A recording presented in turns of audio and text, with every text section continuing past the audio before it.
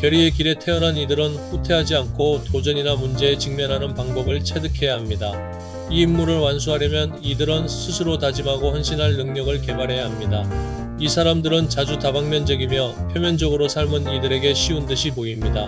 하지만 이들은 결의가 부족하고 가장 무난한 길을 택하기를 선호합니다.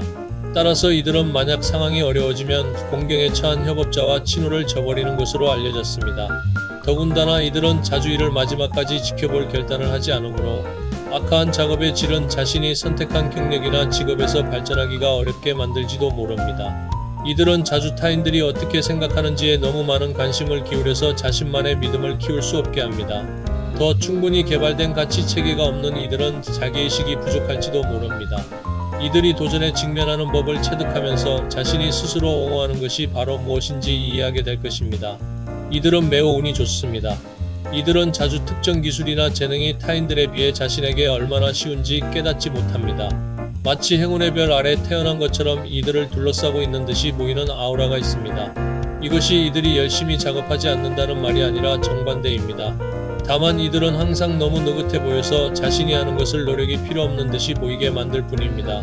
실제로 이들은 자신이 어떤 것에 대해 너무 흥분된다는 점을 믿지 않는 주된 이유로 이들에게는 쉬운 길을 택하는 미칠 듯한 습관이 있습니다. 삶에 대한 이들의 접근법은 흐름에 맡긴다는 문구로 가장 잘 정의됩니다. 이들에게는 삶의 어떤 영역에서든 성공할 잠재력이 있지만 이들 중 다수는 어떤 명확한 목적도 없이 헛되이 방황합니다. 이들은 문제나 갈등 다루기를 좋아하지 않으므로 대개 어떤 이슈든 회피하거나 타인이 자신에게 기대한다고 믿는 것을 할 뿐입니다. 사실 대개 어린 시절이나 10대에 확립된 이런 패턴이 남은 생애 동안 이들을 특징 지을지도 모릅니다.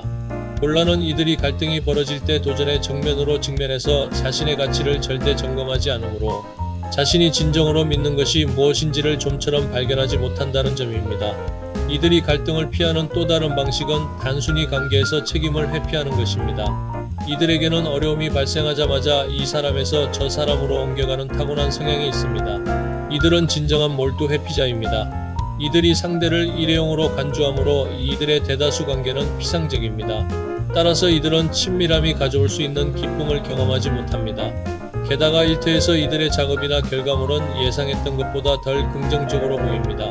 이는 잠재의식적으로 이들이 하는 일에 자신만의 진실을 담지 않고 윗사람이나 사장을 기쁘게 하려고 추구하는 점을 타인들이 감지하기 때문일지도 모릅니다. 이들은 자신의 내적 강함, 도덕적 특성, 가치체계를 발견함으로써 자신이 무엇을 믿는지를 알고 그것을 옹호하는 능력을 개발해야 합니다. 이들은 자신에게 가장 천성적인 것과 상반된 삶에 대한 접근법을 개발해야 합니다. 자신의 첫 반응이 물러서는 것이라면 고수해야 하고 회피하고 싶은 것은 맞서야 하며 피하고 싶은 사람을 직면해야 합니다.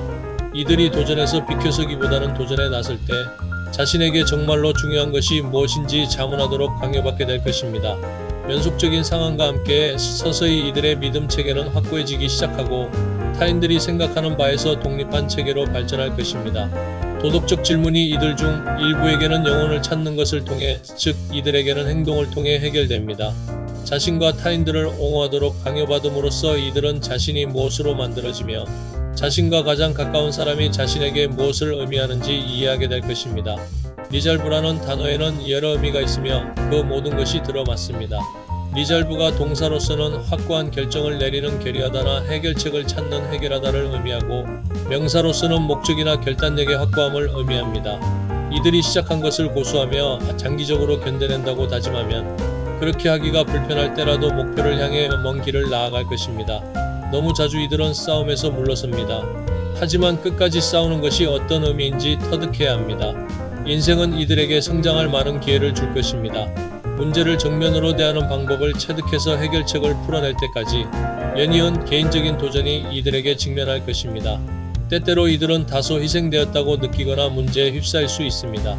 이런 공부를 더 빨리 터득할수록 이들의 곤란함도 더 빨리 가라앉습니다. 이는 외교나 타협을 활용하지 말라는 뜻이 아닙니다. 반대로 협상과 갈등 해결의 예술을 연구함으로써 문제 해결사가 되는 법을 체득해야 합니다. 이런 식으로 이들은 권력과 정치의 작동 방식에 대한 통찰력을 얻을 것입니다. 이러한 기술은 경험의 결과뿐만 아니라 독서 연구 사색을 통해 개발될 수 있습니다. 따라서 이들은 빈번히 역사와 철학을 어느 정도 깊이 연구합니다. 책임과 도전을 받아들이는 법을 체득하면서 이들은 타인의 의견에 의존하지 않는 새로운 자기의식을 갖기 시작할 뿐만 아니라 더 큰 자기가치감도 느끼기 시작할 것입니다. 이들의 목표는 타인들이 무엇을 생각할지에 관계없이 핵심 수준의 자기 자신을 좋아하는 것입니다.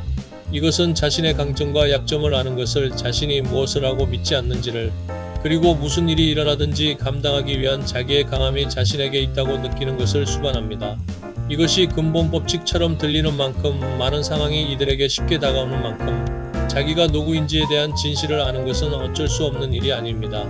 이들은 자신의 삶에서 사람들을 중시하는 법을 체득해야 합니다.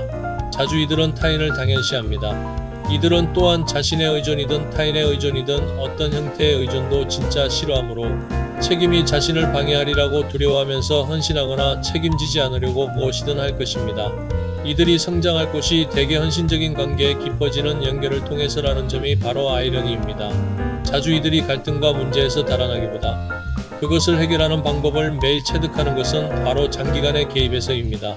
더 깊이 타인과 관계를 맺고 관계의 책임을 받아들이며 타인들이 이들에게 의존하도록 허용할 때 이들은 충직함과 충성의 덕을 수반한 많은 공부를 터득할 것입니다.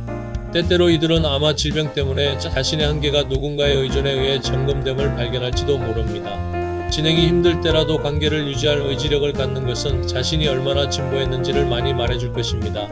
이들에게 가장 좋은 것은 도전으로 가득한 충만하고 능동적인 삶입니다. 이들이 결단력을 개발하고 자신이 정말로 중요하다고 느끼는 자부심을 바쁜 자신에게 줄 것이므로 장기 프로젝트는 특히 유익할지도 모릅니다. 이들의 발전에 강한 동기를 주는 요인은 훌륭한 가족이나 번창하는 사업, 저술, 혹은 기타 예술적 업적과 같은 일종의 유산을 남겨주는 발상일지도 모릅니다. 진보하면서 이들은 목적의식이라는 강점을 통해 자신을 위해 무언가를 성취해온 자유롭게 사유하되 책임지는 사람과 협력함으로써 가장 도움받을 것입니다.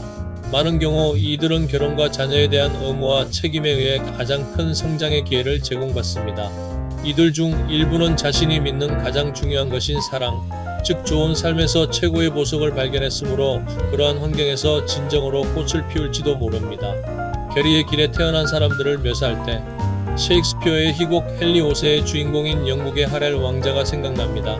젊었을 때 그는 친구이자 조언자인 팔스타프를 통해 방탕의 즐거움을 배웁니다.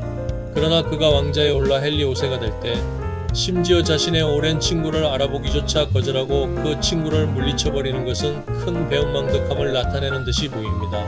하지만 그가 하는 일은 필요한 것이고 그가 성인이 되어 존엄성과 결의로 자신의 지위에 대한 책임을 받아들였음을 나타냅니다.